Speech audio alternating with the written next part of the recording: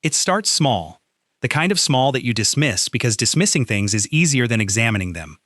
A barista who has made your order every morning for 2 years looks at you like you've never been in before, smiles the polite smile reserved for new customers, asks for your name to write on the cup. You tell yourself she's having an off day. Everyone has off days. Memory is imperfect. People get distracted. You take your coffee and you sit in your usual seat by the window, and you tell yourself it means nothing, because the alternative, that she genuinely has no recollection of you, is not something your brain is willing to hold yet. So you don't hold it. You let it go the way you let small, uncomfortable things go, which is by deciding they don't mean what they appear to mean. The second sign comes 3 days later. A colleague stops you in the hallway at work. Not someone you barely know, someone you have eaten lunch with twice a week for 8 months. Someone who knows your coffee order and the name of your sister and the story about the time you got lost in a city you'd lived in for 5 years. Someone who, by any reasonable measure, knows you. He introduces himself, extends his hand, tells you his name, asks how long you've been with the company. You shake his hand, you say your own name back to him, and you watch his face for the flicker of recognition that doesn't come. Not a delayed flicker, not a slow one, nothing. A complete absence where something should be. You start paying attention after that. Really paying attention, the kind that turns ordinary interactions into data points, that makes you notice things you would normally let slide past. And what you notice is this. Every person you encounter is encountering you for the first time. Not metaphorically, not in the way that people sometimes seem distracted or disengaged. Literally, completely, as if the version of you that existed in their memory was quietly deleted sometime between your last meeting and this one. Wiped clean, no residue, the messages are still there. You can see them, your name in conversations, your words in threads, your history documented in text. But the people who sent those messages look at you now like reading a letter from someone they've never met. You test it carefully at first. You mention shared memories in conversation, obliquely, the way you'd reference something anyone would know. Nothing. You bring up the lunch, the story, the coffee order, polite confusion.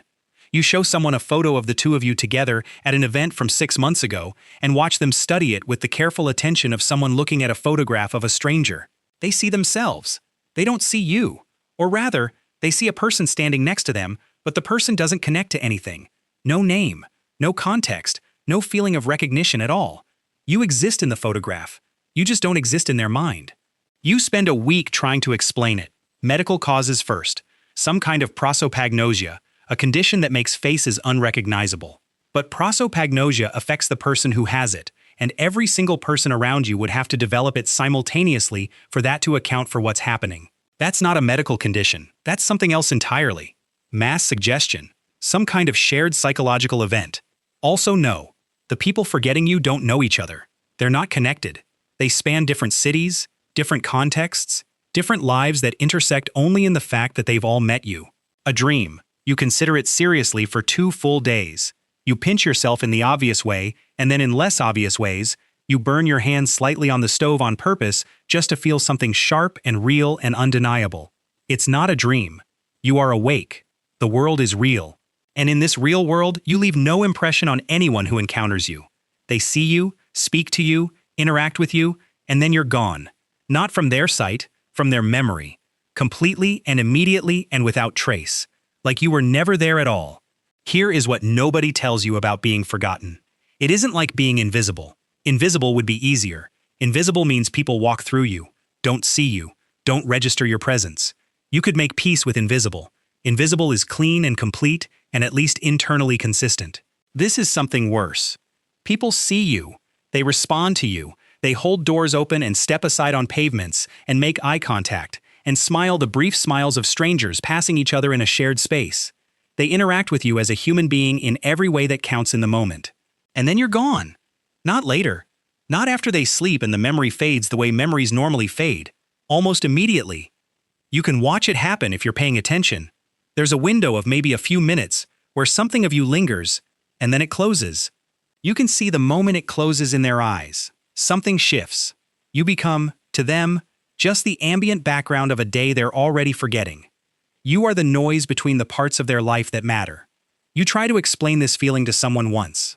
A stranger in a waiting room who spoke to you first, which felt significant, like reaching for you rather than being reached for, would make the forgetting slower.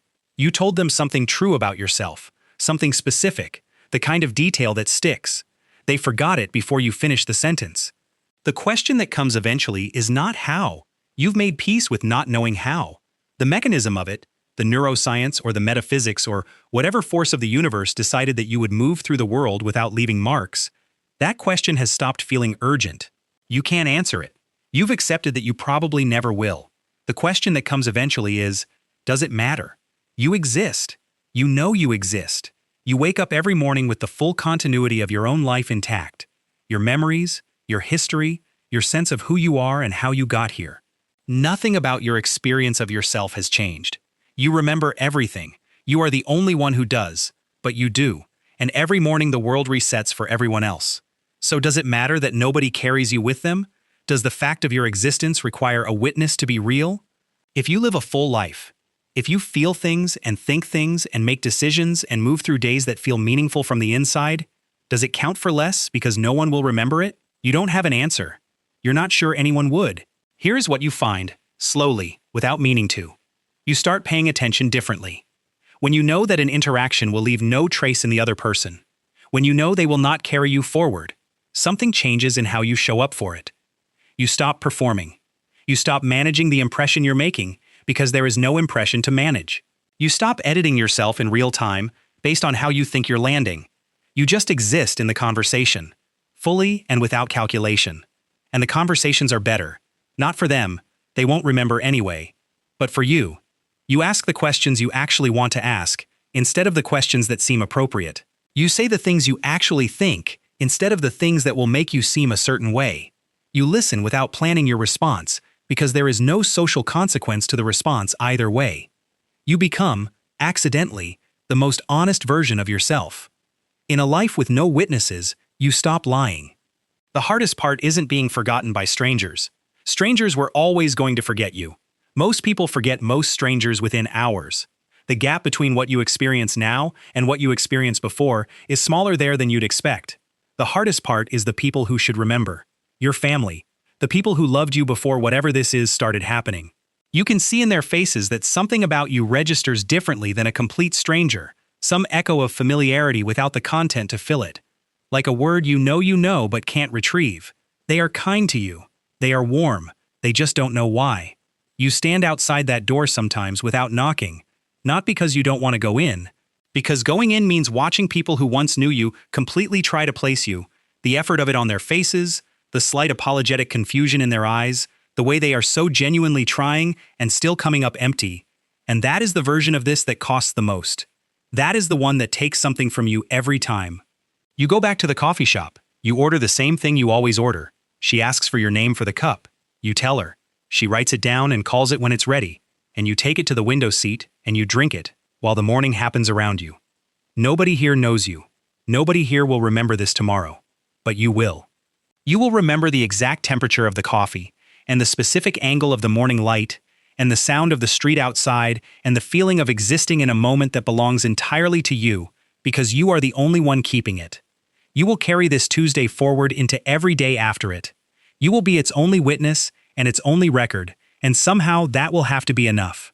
You are the only record of your own life, and somewhere in that, in the strange, lonely, specific fact of being your own only witness, you find something you didn't expect to find.